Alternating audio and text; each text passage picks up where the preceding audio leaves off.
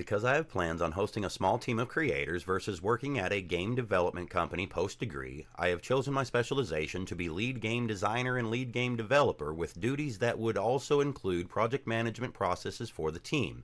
Showing specialization in multiple facets of the overall design and development process will be key to assisting and managing a team of creators while contributing when and where I am needed for any aspect of the process. To exhibit this leadership specialization in a proof of concept, I had to take on all of the different department roles as listed in my proof of concept documents. The showcase gallery I'm about to review with you shows how I can manage to assist in every role or department as needed. My interactive virtual showcase gallery shows not only all of my work throughout the proof of concept creation, but also a slideshow created for the proof of concept details. Step into Habitus Mandatum, where a tyrannical emperor has decreed that every citizen must conform to his twisted vision of an attitude mandate or face brutal punishment. You are the spark of rebellion, a citizen turned leader of an underground resistance. Assemble your squad of misfit vigilantes, each with unique skills and haunting backstories, and strike back at the regime. Strategize daring raids, sabotage propaganda networks, and confront the Emperor's elite enforcers in explosive, high-stakes battles. Will you dismantle the dictator's reign, or will you be crushed by the weight of conformity? In Habitus Mandatum, the revolution begins with you. Freedom is an attitude away. We start off at the front of the gallery with the two large gold bust statues of the Emperor. You can see the gallery visitors roaming around looking at the exhibits. You can see the security guard approaching me. He traces me. He'll find me. He randomly tells me the different rules of the gallery. The guests will randomly tell me compliments about the gallery exhibits. Don't touch the exhibits. I can toggle the AI chase for all of the other AI visitors.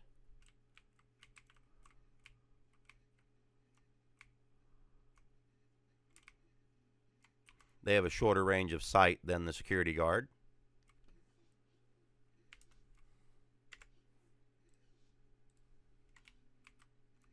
And now they just go about their business. We'll start out at the first exhibit with the concept art, first drafts of the concept weapons, the handheld catabo and trebubo, where we'll see the spoon type mechanism with the crank and the sling type mechanism with the crank. This gallery is magnificent. Then we'll go to the 3D weapons exhibit, where we started to digitize the catabo and trebubo. No running in the gallery. No running in the gallery. And then the 3D weapons creation examples, the catabo and trebubo, still with the crank and spoon here, and then still with the sling mechanism for the trebubo. And then we are focusing on ranged weapons for the proof of concept. Here is a functional crossbow for a little target practice. Look at those weapons, how creative. This art is fantastic. And here we see the exhibit for the storyboard of the intro scene. It was first a rough sketch, and then it was cleaned up, digitized a little bit. And then we take the concept art first draft exhibit here with the imperial armor, ornate armor signifying station, with the laurel wreath, a symbol of triumph. And then we have the emperor in his courtly wardrobe with the imperial septum, a symbol of authority and station, the laurel wreath symbolizing triumph, and the purple robes with ornate pattern and jewels. Then here we see the same concept art but digitized. We see the same purple robes but a little more colorful. The callouts are cleaned up with some digitized text. And then here we see the 3D character creation. We can see the front view and side view with the lines of symmetry, as well as the gold bust statue No running of the in the emperor. gallery. Interesting, I love it. And now we'll review the proof of concept presentation slideshow exhibit, Habitus Mandatum by Joseph Gould. Habitus Mandatum by Joseph Gould. In ancient Rome, there was a concept of mandatum, or mandates over the people, that was intended to enforce a standard of attitude and friendship. The name of our production, Habitus Mandatum, is the Latin translation of attitude mandate. While the Roman concept is thought to have taken the higher road, noble path, our game will explore the utilitarian view of mandatum, where the public is expected to befriend only those that benefit them within their social class. This project will be developed in a first-person shooter format presented with a 3D environment and characters.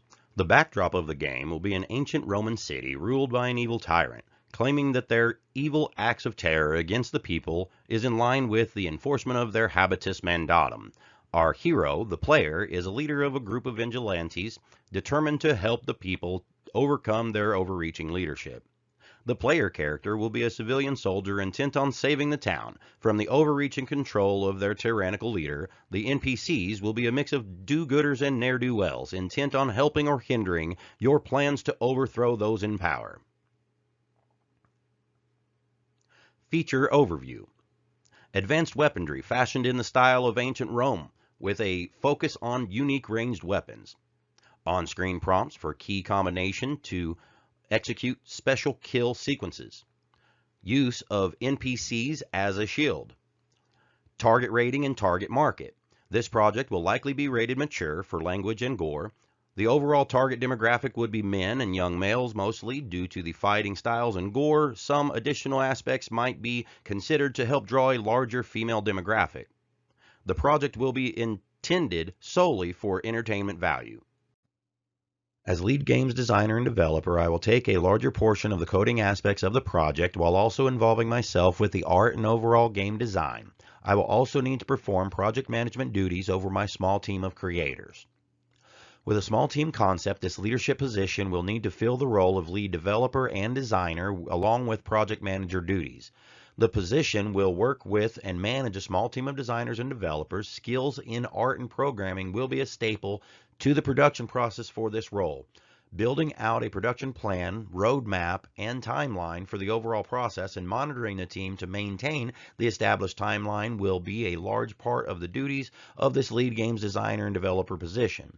More specific to the design and development work, the duties of this position will include, but not be limited to, creating a storyboard. For our example proof of concept, will be one option for a starting point, using an artistic creativeness to realize a sketched up sample scene to establish the visuals and activities we're looking to portray, having an artistic development and programming skills. The programming experience and aptitude required for this position will be greater than the art requirements. Writing new code and interpreting and harnessing existing libraries will be essential for success in this role. The methods established and exercised in this proof of concept, such as the 2D and 3D character translation, requiring a forward-facing and profile view of the characters, will make a valuable asset throughout the full project. Using template assets as placeholders has also proven to make the proof of concept more solid, where more time could be put into other main features. Gap analysis, communication, current skill level. My current rating's around a 2 to 3, though I must work hard at being more social. I am well established and capable of communication in a professional atmosphere. Current skill level, gaps. I will need to work on establishing relationships with my team on a meaningful level. I have issues talking to people on a personal level. There are few to no examples of me talking to people first, if not for a business purpose. Goals. Short term for the proof of concept. Being a team of one for this proof of concept, it will be more difficult to incorporate other communication skills. I will plan to use game community forums to ask questions and elicit interactions that will be limited in a one-person team. This will also help my long-term goals for communication. My long-term professional development plan. Planning to manage a small team of designers and developers if required later. I will have to learn to make more personal relationships with my colleagues. I am human, I think, so I will have to start pushing myself more to establish more meaningful relationships if I am to make this work. Gap analysis, creativity, developing innovative ideas, imagery, and concepts. My current skill level. I currently rate myself around a 2 or 3. While I'm good at drawing and CGI creation, I've gotten rusty in my creative conceptualization. My current skill level, my gaps. When I think of an idea, it seems to deform many times over between brain and paper. Holding on to a good thought has proved more difficult for me of recent. My goals for the short term are this proof of concept. I think buckling down and setting my mind to achieving a concept and following through with its evolution will help me get through the creative necessities for this project. I have already stretched my wings with the proof of concept proposal with the idea of using and manipulating the ancient Roman concepts of mandatum. This practice will prove to be elemental for my future goals as a developer. My long-term professional development plan. I really think that practice is key here too. I have been in a rut with data conversions and other monotonous programming at my job. There has been little room for creative endeavors. Once I am out of school, I plan to use some of that extra time to work on all facets of my game development. Gap analysis, programming. My current skill level. I rate myself between a 3 and 4. I have a high level comprehension of coding and many programming languages. My current skill level, my gaps. There are some mathematical concepts with matrix translation that are difficult for me, though that is where Google and other open game forums can come in. What? My goal for the short term are proof of concept. I will not be using matrix math that is not core to the game engine or in a simple YouTube tutorial for a specific need if one arises. There is no hope for my matrix translation comprehension issues in the short term. Laugh out loud. This project will help me gain experience in coding in a wider view than just my matrix math gap. My goal for the long-term professional development plan. I always continue to study and learn more about programming. It is useful in my current career and will be very useful in my game development project. I am unsure of my future comprehension of matrix math, though I might have to give it another shot. Gap analysis, level design and conceptualization. Current skill level. I rate myself between a 1 and 2. I have only been creating levels for a few years, slightly before starting my courses here. My current skill level, the gaps. While I have technical experience in different game engines, the level design I have done is mainly simple template stuff or very little landscape sculpting or a simple procedurally generated plane. Specifically, the procedural plane was only last term for me. My goal for the short term or proof of concept. For this proof of concept, I have proposed a sample level that I had planned as more of a showcase to display different assets and functions without a lot of distractions. This will make the level design take a backseat to the asset creation design. Building showcase concept levels will improve my overall attention to detail when creating a clean and crisp environment for displaying sample game elements. My long-term professional development plan. I also plan to continue developing more and more complex and intricate level designs to enhance my skill set. While I will probably lean heavily on others for basic level design, I want to be capable of assisting down to the minute details as needed. As an example, I will put myself in a position to replace placeholder elements with coded blueprint elements while leaving the conceptualization of the environment to the rest of the team. Gap analysis, concept art, producing designs and assets. My current skill level. I rate myself at a 1 to 2. Once the creative idea is established, I'm pretty good with putting it to paper or vector. At least I thought I was at a time in the past. I am currently proving myself different. I would have previously rated myself at a solid 3. Without having practiced, I have gotten shaky in my artistic ability. My current skill level, the gaps. When I have an idea and take the time to do so, I can make great art. I have not been in practice in many years, so I think I will need to brush up on things like human anatomic structure and historically accurate character design. I tried to sketch up a character the other day, and it was embarrassing, and I was alone. My goal for the short term, proof of concept. I had nixed the concept art from the elements I am planning for my proof of concept, though I have done more sketching and added it back to the planned proof of concept. More sketching will help my future ability to at least convey a concept, even if I do not do final rendering art. My long-term goal for professional development plan. Once again, practice, practice, practice. If I have any hope of contributing to this area ever again, it will be after a good deal of practice. I am uncertain how much of this I will need to do and how much of the art concept development and design that will be hired out. Gap analysis, game community interaction. Communication.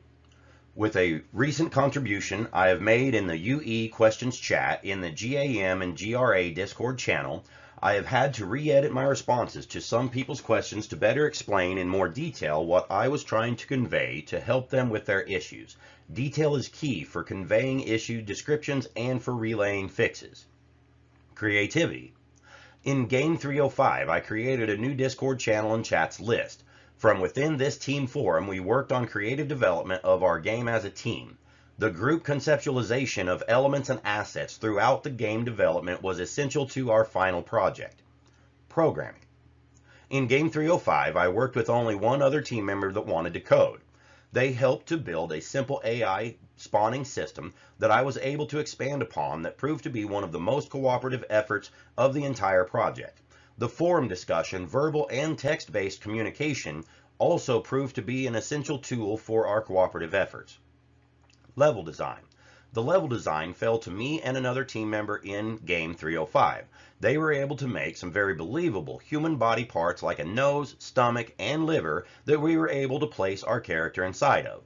I took the body parts and put them all together and added the assets to the inside of the parts to make the game and keep the feel of the being inside of a body. The communication channels via Discord were our main form of discussion. Concept art. The level designer in Game 305 made a cool mock SketchUp of our level designs, body parts, with obstacles and anatomically specific elements for each part of the body. Discord was perfect for our conceptual conversations. Having a graphics card that did not meet the minimum requirements of Unreal Engine 5, I was having a serious issue with VRAM exhaustion in the development process. I researched and found that disabling the new Lumen lighting and reflections feature greatly improved my experience. Then I reached out to the game community and got the same response that I got from the professor. They said that using Lumen in combination with Nanite might improve the overall performance of the product. I will have to work with Nanite more to see how it helps. I updated my graphics card now, so it should not be as much of an issue, but optimization is always a factor for thought. Concept art evolution examples. I started out with rough paper sketches, scanned them, and started updating them to a digital 2D render, cleaning up some of the smaller details. The first image is of the Emperor in a set of armor with purple cloak that was not earned on the battlefield, but inherited from his father. The second image is of the Emperor in his courtly wardrobe with purple robes and red tunic with ornate patterns and jewels. The third image is a translation between the two outfits on the Emperor. The laurel wreath was a symbol of triumph, though the Emperor has never attended battle in victory. Concept art evolution examples. Prep for 3D character creation. Forward view and profile view creation. 3D character creation. Gold bust statue of the Emperor. Concept art. Weaponry. Catapult bow and trebuchet bow. Functional weaponry. Having a focus on ranged weapons. Storyboard to the intro scene. Skills developed through this proof of concept. While developing this proof of concept, I worked in several different departments to help establish myself in the specialization of lead games developer and lead games designer. This experience made me spread my wings a great deal with my concept art. I started rating myself at a 2 to 3 because of a couple bad personal examples that no one even saw. I have since realized that while it is nice to have a clear picture of what you're looking to create from the start, new drafts and 3D character creation do not follow final rendering, they precede it. Meaning only that I learned to lighten up on conceptual art and storyboard art. It does not have to be perfect to get a good story brewing. I have also displayed and developed my 3D character design and creation with never-ending determination in efforts to redesign and retopologize my 3D render of the Emperor statue. I think that the extra work pays off.